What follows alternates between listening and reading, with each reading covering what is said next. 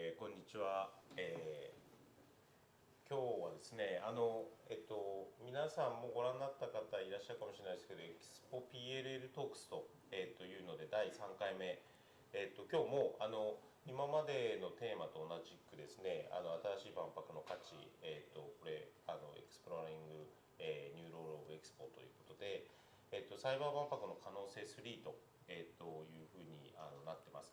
で第1回目ご覧になった方いらっしゃるかもしれませんが、第1回目ここで、やらせていただいて4月の7日、もう1ヶ月以上前ですねに、私ファシリテーションさせていただいて、テーマプロデューサーの、川瀬さん、宮田さん、あとは会場デザインの藤本さん、迎えて、やりました。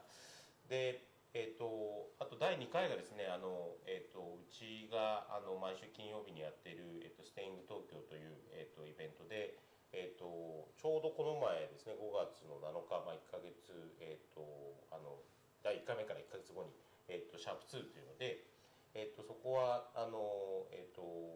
会場の、プロデューサーの、会場運営のプロデューサーの、石川さんと、あとは、博覧会協会の、酒井局長に、来て、やりました。でPLL トークスって、ご存知か分かりませんが、ちょっと画面、出してもらって、今万博大阪・関西万博、2025年に向けてですね、トークシリーズということで、今は私の方で、ホストをさせていただいているサイバー万博の可能性というので、今日はサイバー万博だけではなくて、もう少し万博の可能性というところで、ゲストの方をお呼びして、またその話を深めていきたいなと思ってるんですが、PLL トークスっていうのは今日3回目ですけど、この後はもう少し私がホストのチャンネルというかだけではなくて、いろいろとゲストを呼びながら、いろんなテーマをもとに、万博に向けて、事前から思考を重ねていくようなプログラムを、やっていこうと、思っております。なので今日も同時通訳、入っていただいて、英語でも聞いている方いらっしゃるかもしれませんが、PLL っていうのはPeople's Living Lab と、いう通称は我々 PLL と呼んでるんですが、未来社会の実験所ということで、これ博覧会全体の、事業テーマとして、競争、共に作る、競争という形で、これは私の気持ちですけど、PLL クリエイターとしてやらせていただいてるんで、業界を横断して分野を横断してさまざまな人たちと一緒に万博を、作り上げていく。これは2025年に、6ヶ月開催される博覧会の期間中だけではなくて、その前からたくさんの人たちと、一緒に作り上げていくようなことを、やりたいと思う、気持ちで博覧会協会さんの方と結構長いことディスカッションを重ねて、EXPO PLL Talks というシリーズが始まりました。これは博覧会まで続けていきますし、もしかしたらともすれば僕は個人的な希望もその後も残っていくようなディスカッションフォーラムになればいいなと思っております。じゃあ画面カメラに戻してもらって、で本日はですね前回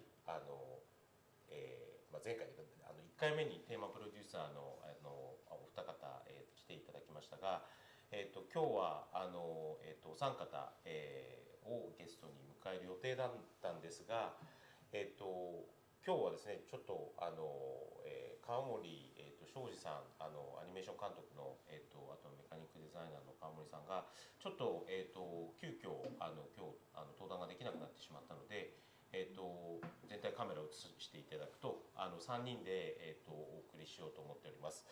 まず、僕の右側の、方からテーマプロデューサーの、石黒博先生でございます。大阪大学教授、ATR 石黒特別研究所、客員所長と、いうのでよろしくお願いします。よろしくお願いします。で、もう一方、中島幸子さん、音楽家数学研究者、STEAM の教育家ということで、今回テーマプロデューサーでやっっていただいているので、今日いろいろお話を聞ければと思ってます。よろしくお願いします。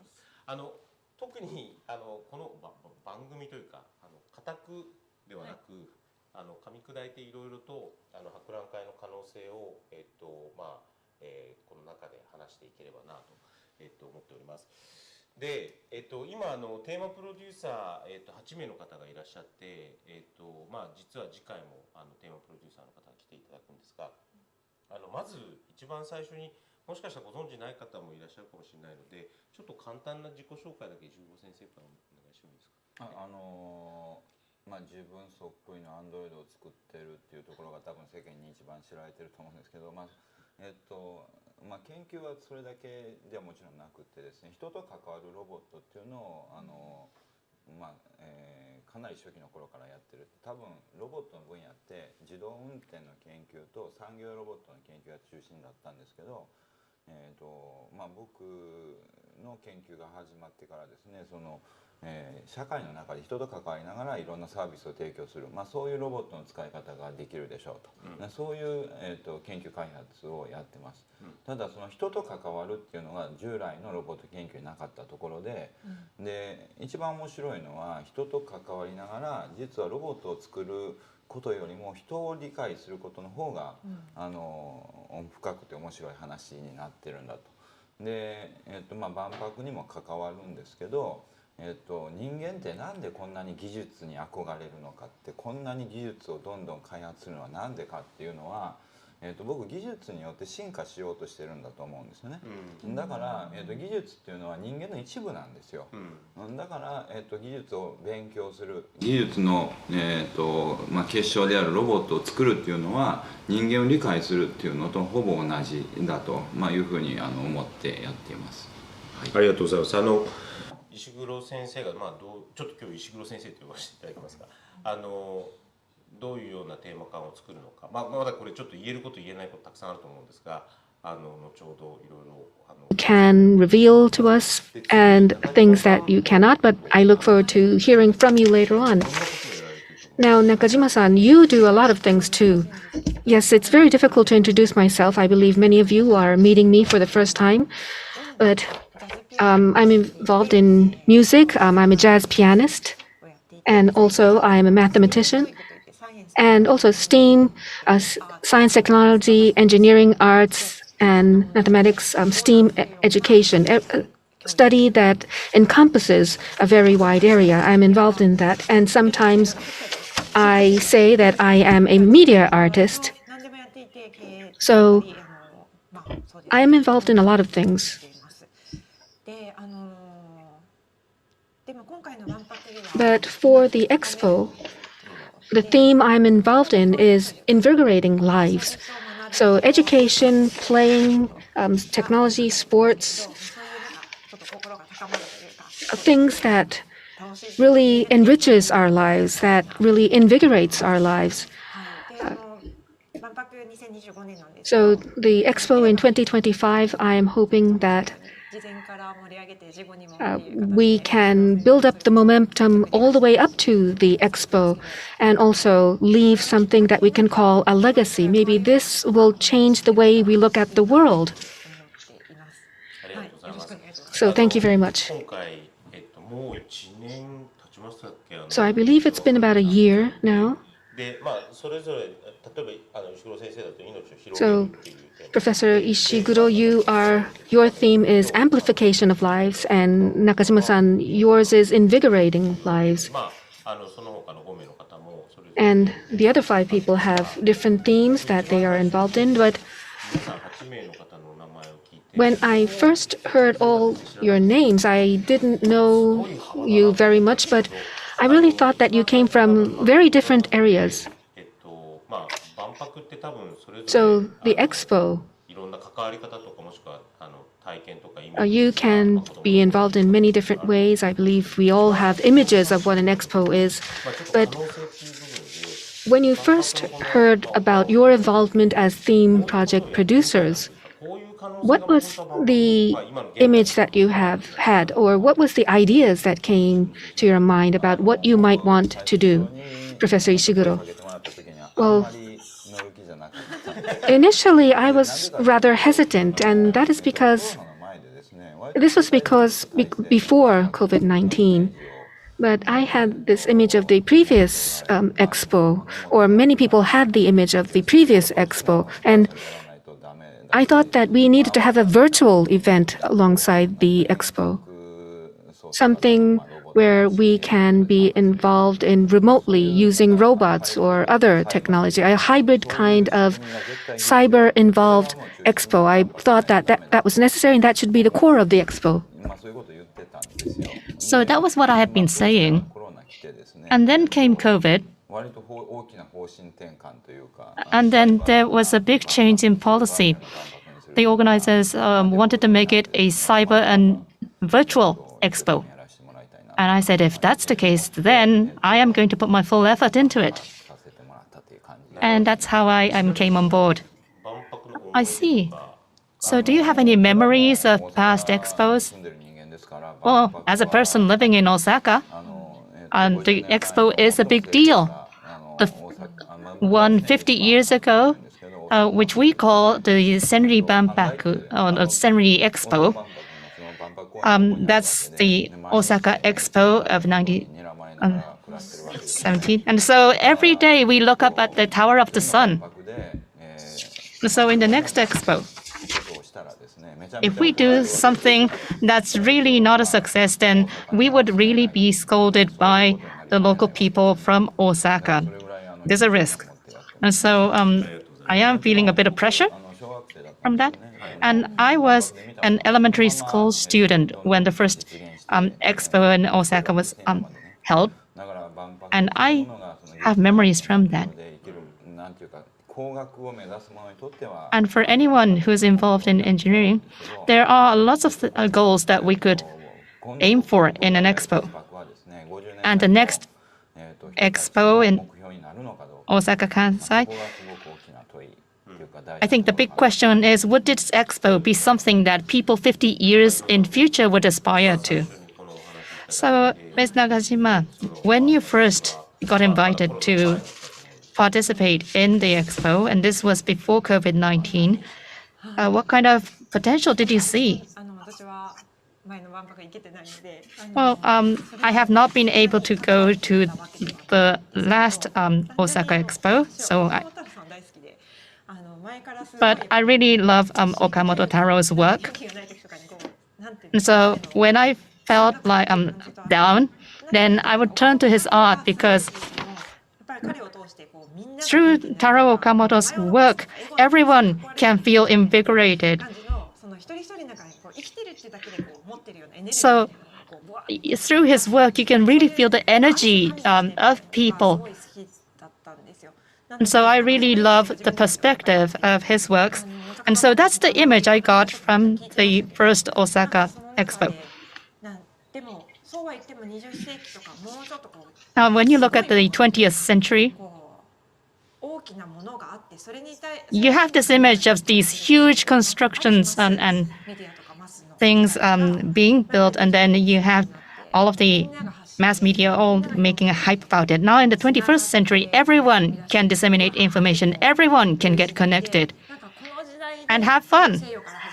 And so in this era, the expo where you used to showcase these really monumental things, that started in the Western world, that's coming to Japan. And I think it's going to be a really meaningful Expo 2025.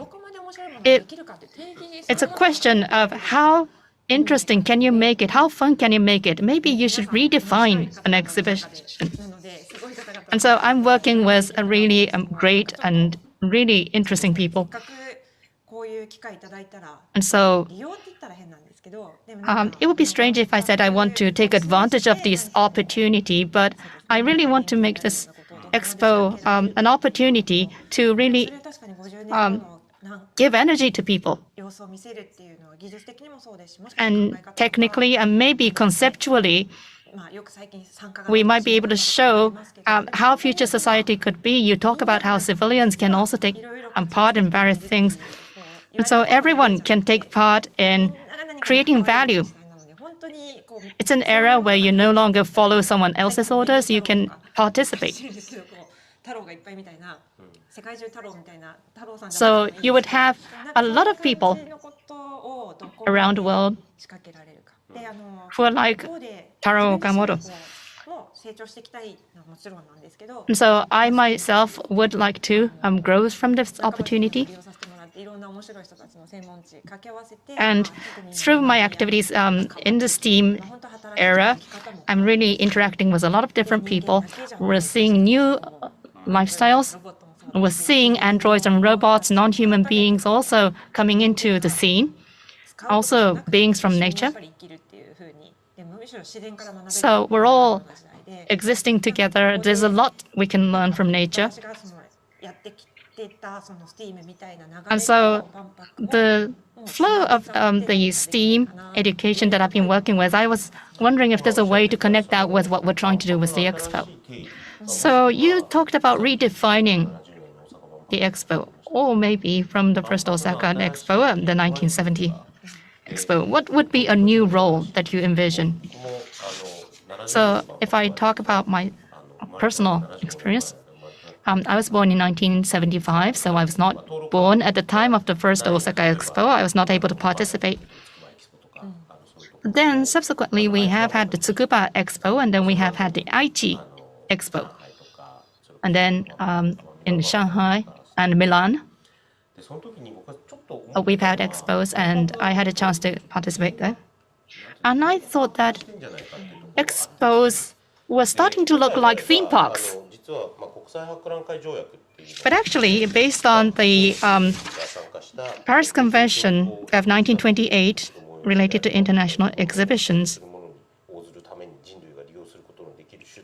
and it says that an exhibition is a display which has its principal purpose the education of the public. It may exhibit the means at a man's disposal for meeting the needs of civilization, or demonstrate progress achieved in one or more branches of human endeavor, or show prospects for the future. So it's difficult language, but it is part of the convention. And so when you think about it, there are so many things happening in the world. I'm actually taking part in the Dubai Expo as well. And as you said, Professor Shiguro, cyber and virtual, connecting online is something that I think helps us to redefine the Expo. Expos have to be entertaining. It has to be fun. But maybe the entertainment factor may have been focused a little too much. And so now that we have the COVID-19 pandemic, and so the KPIs for the Expo have changed from trying to get as many people as possible to the Expo to something else. The policy had to change. And also in society, everyone is talking about the SDGs, the goals that the United Nations is trying to achieve by 2030. And so when we think of redefining possibilities, before we talk about the theme pavilions, what would you think would be the social role that the upcoming Expo could play? Professor Ishiguro? Well, in the post-COVID-19 world, this is probably going to be the first big event after the pandemic. And so we have been trying to change the way we live our lives through this pandemic. And so this would be an opportunity to take new technology and also share the new normal. I think that would be the big role that the Expo has to play. And if the Expo fails to do that, then its significance will be reduced by half. And so really showing a vision for the future. If an Expo fails to show a vision for the future, then what is that Expo for? In the Expo 50 years ago, that Expo showed us a vision of the future, and we had been aspiring towards that potential future. At the moment, we may not be sure what exactly will happen, but it's important that we show a vision for what it could be. So through the COVID pandemic, how much can people evolve. I think that's what we want to see through the expo. So 2025 in Japan, post-COVID pandemic, there's a lot of things that we could show. And as I was saying earlier, instead of just getting something one way, I think people will start to feel the joy of taking part and really being proactive, doing a lot of things. You could do so many things proactively. You are born with some creativity, and you could think of your own ideas, you could work on them, and feel the experience. Part of that activity might be passive, but you would be able to really open up the possibilities for yourself. And I think that would be one of the things I would aspire to do.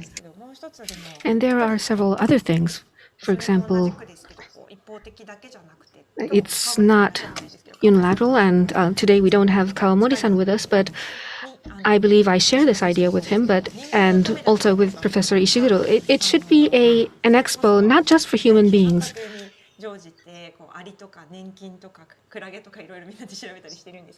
I am researching all kinds of things related to the expo, all kinds of lives, all kinds of living things. It could be AI, Android, or other inorganic things, but also in Japan, we have this idea that there is a God in everything that surrounds us. I believe that idea is becoming very important in the world today. I'm not saying that Japan is great, but by looking at the world in that way, we can really cherish lives and things around us. We are all living together, and we are all trying to nurture lives together. It's human beings, nature, and inorganic things like robots. We have to love all these things around us, and if we can express that through the expo, I think it's really wonderful. And also, so the People's Living Lab, this is a really living lab, so I think this is really great.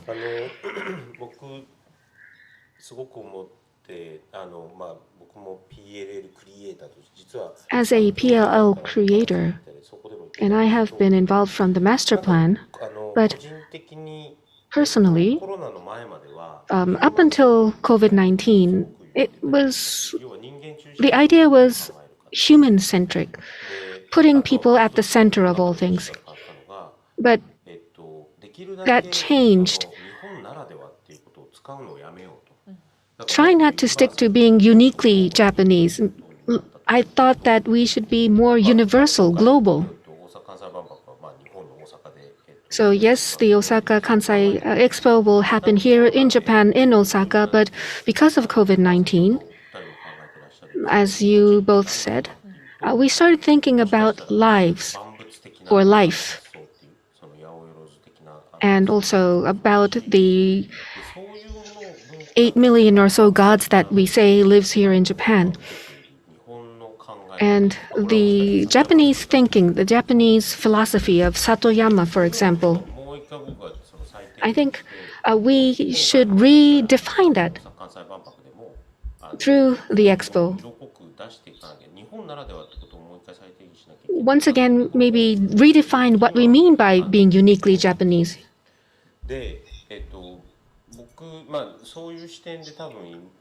And from that perspective, and of course this hasn't been announced in any way, but in your theme pavilions, I think the announcement would come somewhere around summer. And Professor Ishiguro talked about amplifying lives, and the master plan, which came out in the end of the year last year. If you look up master plan for the expo, I believe you will be able to download the document. But as the main theme, we have You say that this is about discovering the ideal future designed by human beings themselves. あ、いいですよ。どうぞ。 Well, if I can use my slides here. 僕ずいだから常にプロデューサーとして考え As a producer, I have always been thinking about the Expo 50 years ago and the Expo we will have in several years' time. So the previous one focused on people and mankind surviving and progressing in harmony. So what kind of technology, what kind of goods are necessary for that? And the whole world was looking towards developing using technology. もしかしたら黒になっちゃってるかもしれないです。 I'm sorry, I think the screen is blacked out. 一回抜いて、はい。 Okay, let me try again. 少々お待ちください。はい。あ、すみません。はいでそういうのが50年前の So that was the Expo 50 years ago. 完全に人間中心なんですよ。 So this was truly human-centric. 考えないような万博だったわけですけど、その結果ですね、僕ら And as a result, 技術に I believe we were able to develop a lot of technology. And it's not just that we made a lot of progress. We now have technology that will make human beings evolve. For example, genes. We now can edit genes, or even our brains. The brain-machine interface could be utilized to connect human brains with the computer. Technology-wise, that's become possible. And our students at the university, we have been told that our brains and our genes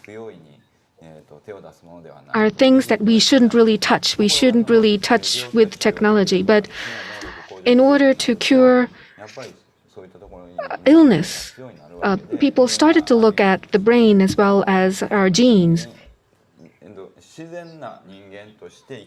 So the natural human beings will now enter a new phase where we try to design the kind of human beings we want to be.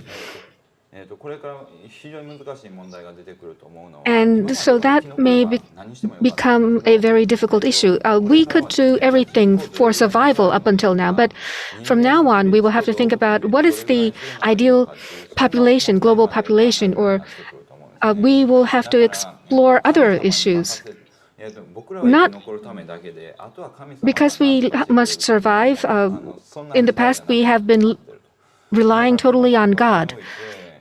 But from now on, we need to think about how do we want to design the human life, or how do we want to design human society? We need to design our future together. And it's not going to be just one future, because we are not God. We cannot see the future correctly. We need to have multiple values and multiple and diverse futures. We don't really know if we can all be happy in the future. But if there's just one future, maybe half the population would be in misery. But if we have diverse futures, we will be able to have many people, diverse people, happy. Inclusion and diversity is going to be a key word going forward. And in the next expo, I believe that will be a very important concept. And my theme is amplification of lives. So now we have a lot of technology, gene engineering, and also we have AI, robots. These man-made objects are becoming more human-like. And maybe we will be able to evolve human beings that doesn't involve the evolution mechanism that is very natural. For example, artificial organs, gene editing, robots, and I am actually making a lot of human-like robots. You will think as if you're talking to a natural human being speaking to these robots, but 30 years from now or 50 years from now, what is the future that we will see? We want to show some specific images, maybe 10 or so scenes, like this will be the hospital, this will be companies. Maybe we have some AI switchers so that we can stream this live, avatars, and also remotely controlled robots. We are hoping that we can have people abroad take part in these events and also maybe perform in these events and have a lot of people come to see this as well. So we want to show what we can expect 50 years from now, a scene from the future. That is what we want to communicate from the expo. So if we have maybe about 10 different scenes, we might help people have more specific ideas. And finally, how will human beings evolve? Maybe 1,000 years from now, what will human beings look like? How would we evolve in the 1,000 years? I believe this will be a fusion between technology and human beings. And I'm not really sure if we can have a great impact like the previous impact Expo 50 years ago, but that's the kind of impact I want to have. And so people will get closer to technology, to machines, and we want to showcase that at the actual site and showcase something that will symbolize our images, the CG avatars, robot avatars, and have human beings get involved as well in the exposition. Thank you for that. So, listening to what you said, that reminded me of one of the big themes of this expo, which is the SDGs. SDGs have a lot of themes. And in this current COVID era, we talk about Androgen, where humans create a lot of industries. We manipulate a lot of chemical compounds. And as you say, should we leave things to nature so that there will be an evolution? If we wait for that to happen naturally, then I'm sure the future would be really out of balance. And so you said that there could be multiple futures, and I really agree with you there. So if we start something now, then maybe the global warming could be within 2 degrees, or if we do nothing, it will be more than 2 degrees increase in temperature, etc. And we'll talk more about this when we talk about platforms and virtual later. So many people could have aspirations for the future. They could have different images. And those images could really change people's activities. And so it would be really good if the expo could embody that. Instead of just saying, well, that was fun and that's it. If we could have something that's more lasting, that would be great. And Ms. Nakajima, could I also ask you the same question? Would you also like to use slides? Well, I'd really like to go and play with the androids at Professor Ishiguro's pavilion.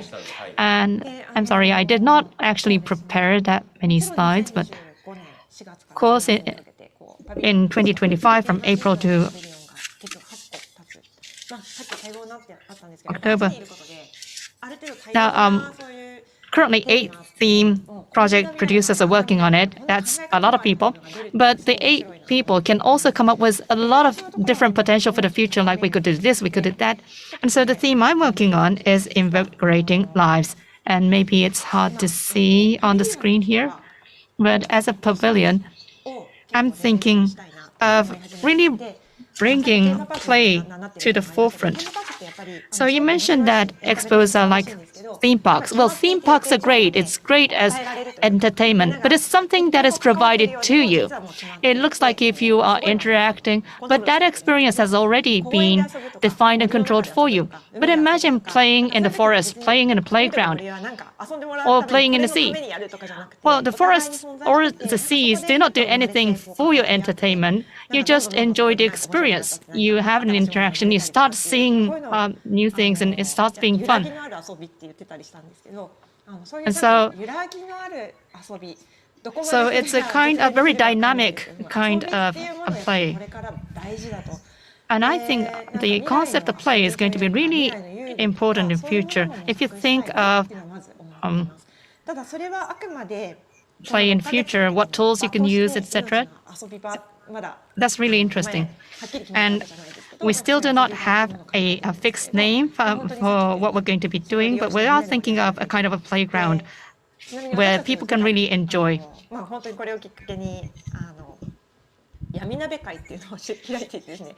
So taking this opportunity, the team is really getting together with a kind of a potluck dinner.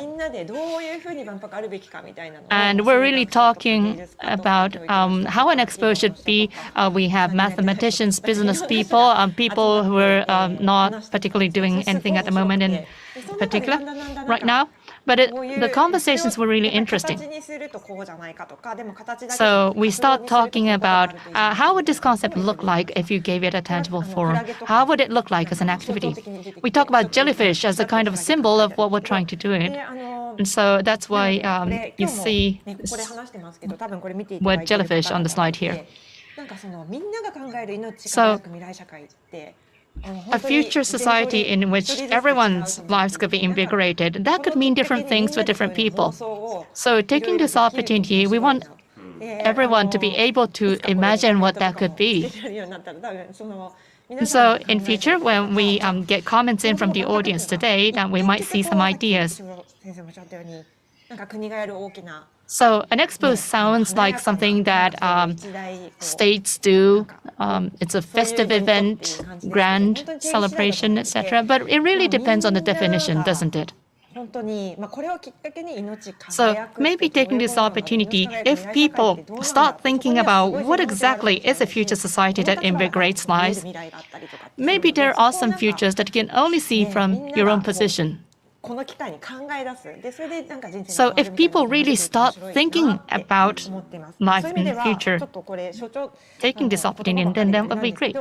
And I know this is all just words, but I often talk about democratization of creativity and also going from division to co-creation. So we're divided in nationalities, gender, and other things, and positions.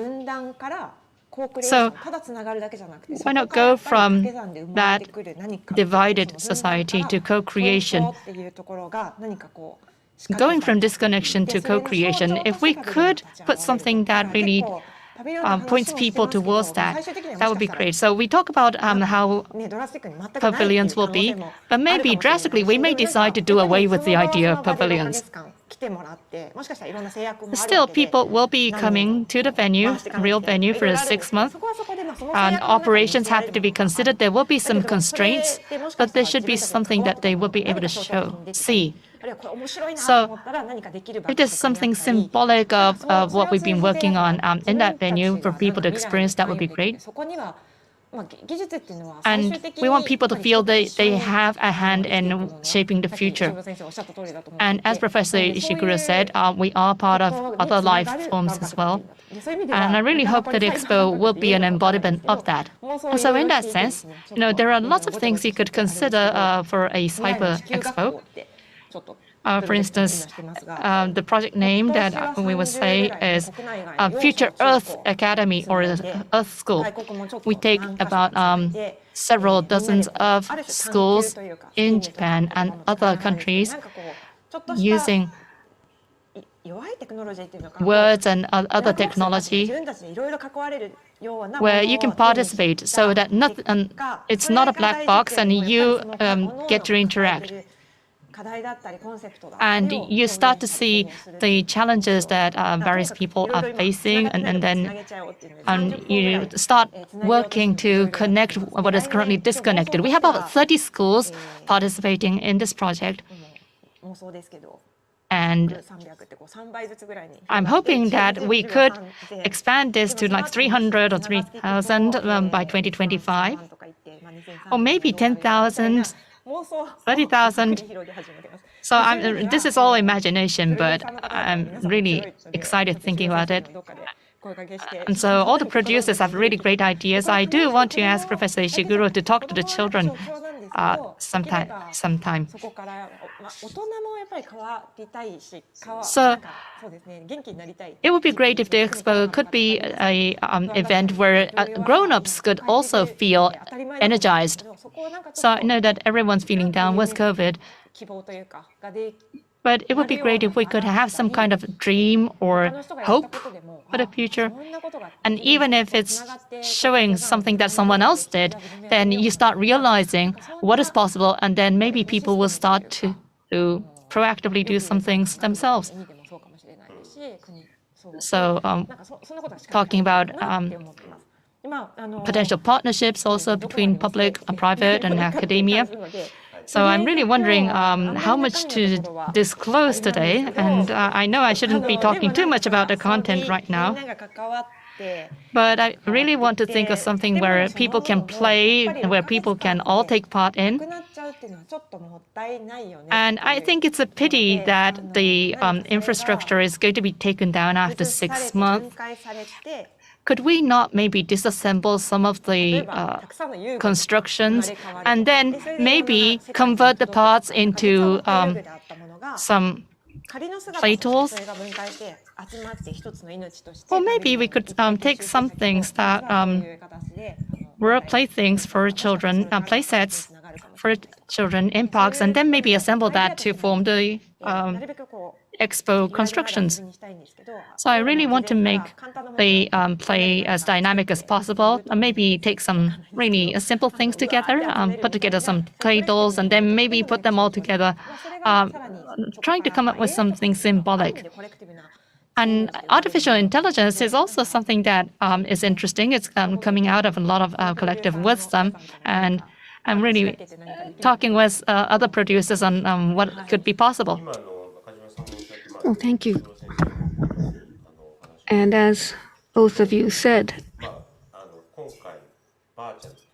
so we have the virtual expo, and temporarily we are using the word cyber.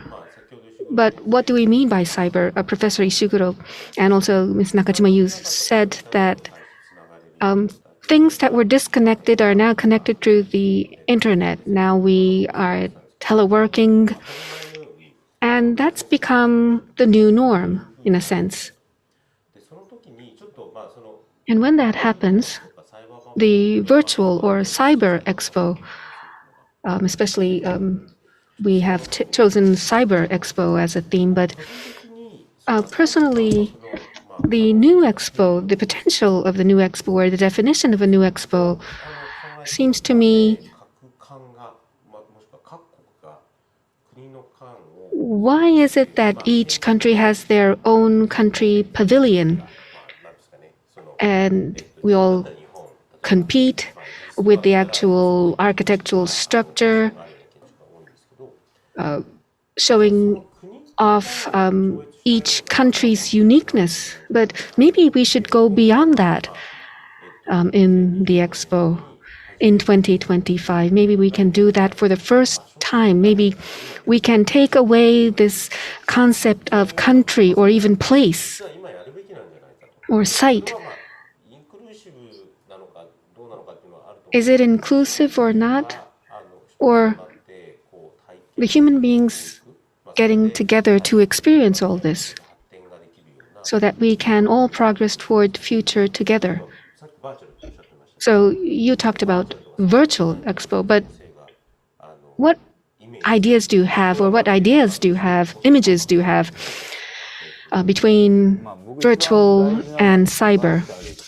Well, I think virtual is something where everybody can get inside. In the past, if you visited an expo, you had to travel and you had to stay at a hotel. But if it's virtual, everybody from around the world can take part in it. So it will be an expo for everybody all over the world. So dividing pavilions by country,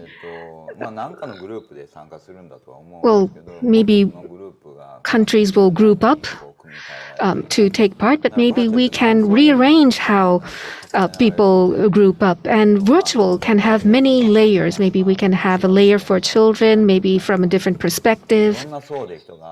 So all kinds of different layers for people to enjoy.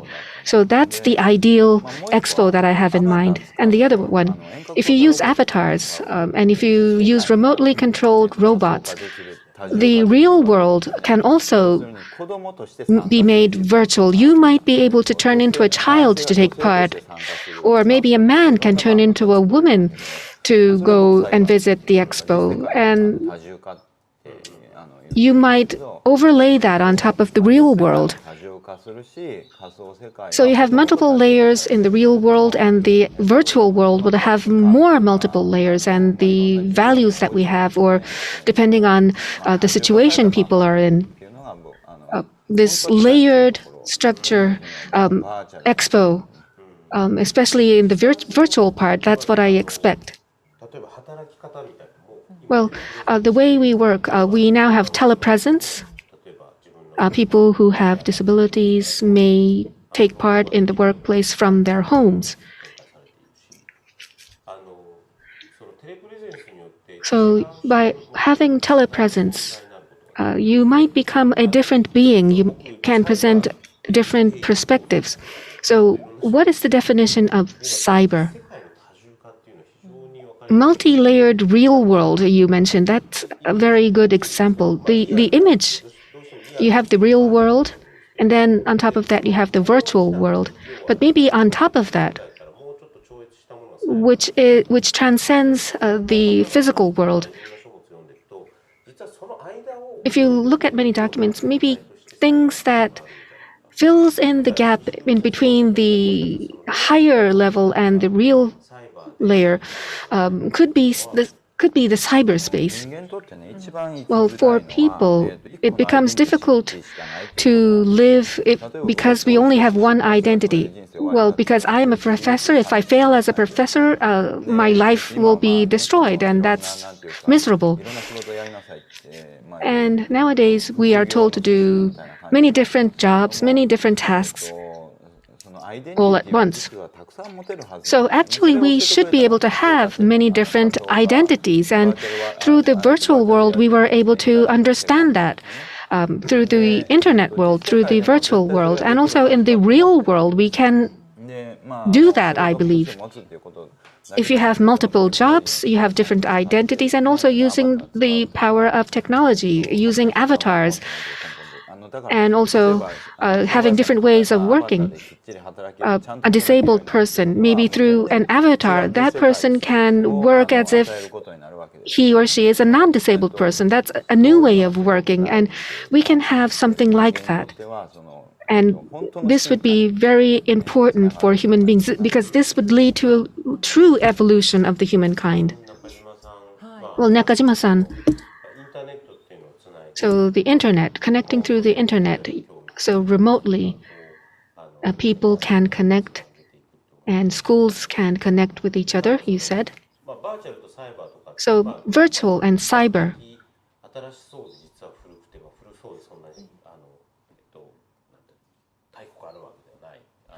These didn't exist in the ancient past, but in the thematic pavilions or at the expo, do you have any ideas of how you want to utilize it or how it should be utilized? Well, You have the physical world and the virtual world, and nowadays I think people go back and forth between the two worlds. You can become different people. So the cyberspace is where the impossible can happen. And also the future world school or school of Earth. You have the severe reality of a certain region, and then you can connect with that. You can really feel what is happening. You can understand the other, and you might be able to take part in that person's world. If we can have different projects, if we can utilize the expo to have these different projects, that would provide a great potential. A while ago, I was in New York. Before COVID, I have actually been using Zoom. But nowadays, if you have an idea, you can realize that. You can make it into something physical. But also, you can create something on your computer. You can make anything on your computer. So, the physical side of human beings and also data and other things that we can't really see, we can experiment with all these things at the expo site so that we can leave something as a legacy, and that could be very interesting. So cyber and virtual world, people sometimes think that we are denying the real world. That's no. We believe the real world is really positive, and how do we heighten the real world using other things? I think there is a division of labor, especially with COVID. You can't go out, so you might become an avatar so that you can gather together somewhere, or because you can't meet people, maybe you put up a camera on your device so that you can see other people through your device. And now that's become possible. So in the past it was impossible, but now we can do these things. We can see people through our computers and others' devices. So if we have an idea about the future we want, we may realize that. And for the real world, technology. I often use this word technology. People say this is an obsolete word, but the young people nowadays utilizes digital cameras, but nowadays they're going back to the old style camera to play music. Some people are going back to playing records. So we now have different options. And I believe that the expo should also change like that. So where you have the real world and you have the virtual world, you might have a digital twin. And maybe that's one choice, but as you said, multiple layers in the real world, which would be a little bit different or maybe largely different from the actual real world. And so we're running short of time here, but I would like to go on to the next topic. Nakajima-san, you said earlier, when does an expo start or when should it end? So that's the part I would like to talk about right now. So normally in 2025, from April, the expo will run for the next 6 months, according to BIE's guidance. That's defined by the BIE.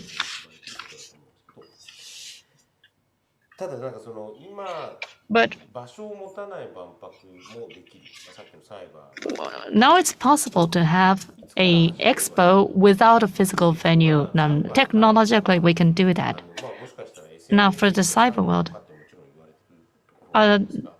some people may say, well, it's using social media, cyber event. So maybe that could be one way. Or maybe we could create more content. Or we could have team expos. We could have different platforms which will be announced from the Expo side.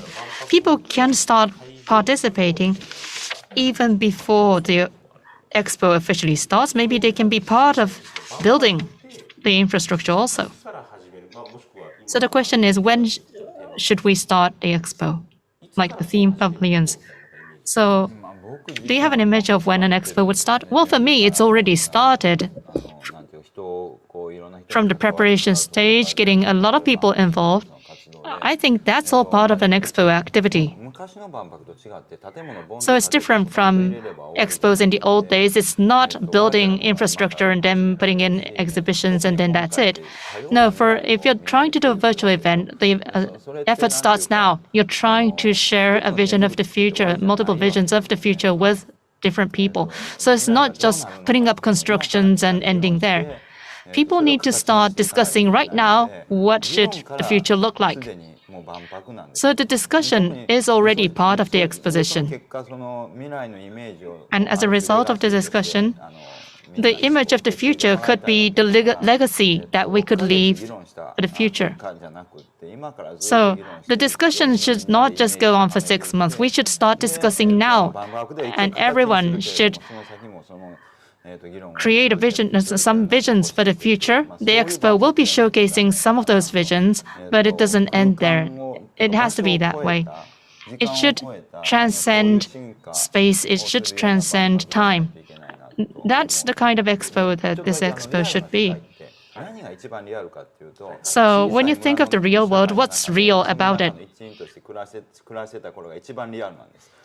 Well, actually, when we created villages and environment and all of those things in the early stages, that's actually what's real.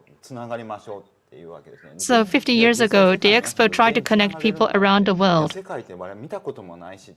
Well, actually, back then, people had never seen what the rest of the world looked like. So the Expo was a way for people to sort of virtually feel what the rest of the world looked like. Nowadays, we are connected, and the real world is also in multi-layers. It's just that the dissemination, expansion is different. The amplification is happening. So we're going beyond time, we're going beyond space. And through the Expo, people have really amplified the world they live in. So I believe that's the constant role of the Expo. So we should have an Expo that really further amplifies and expands the world. And we should expand the time frame as well. Thank you. Ms. Nakajima, what do you feel? Well, I totally agree. The Expo starts now. It has already started. We want everyone to start now. And we will be making sure to create mechanisms that will allow people to really get engaged. But we want everyone to be a party to the Expo. So I think it's great to be disseminating a lot of information. So I think today's talk is also great. So we have children, and I also work with visually impaired people as well. So we have a lot of different people who see the world in a different way, and we get a lot of learning from that. So a lot of people bring to the table their own differences, their personalities, and if we can sort of show that, that would be great. So if we could also bring the concept of the people, and it would be great if we could show something that's not just in labels. It could be as insects or androids or people. I'm really hoping we could have a lot of things that will enable people to really feel that world. We might have a few failures, but we want everyone to do a trial and error and really take on the challenges of really making it exciting and fun. Thank you so much. Time is almost up, and listening to both of you, this PLL Talks and the Expo, both of you said that the Expo starts now. These kinds of talks do not get a chance to be seen by many people. So some discussions should be in closed venues. But listening to you both, I felt that for the next Expo, we should really make the process also transparent and really open up the process to the public as well.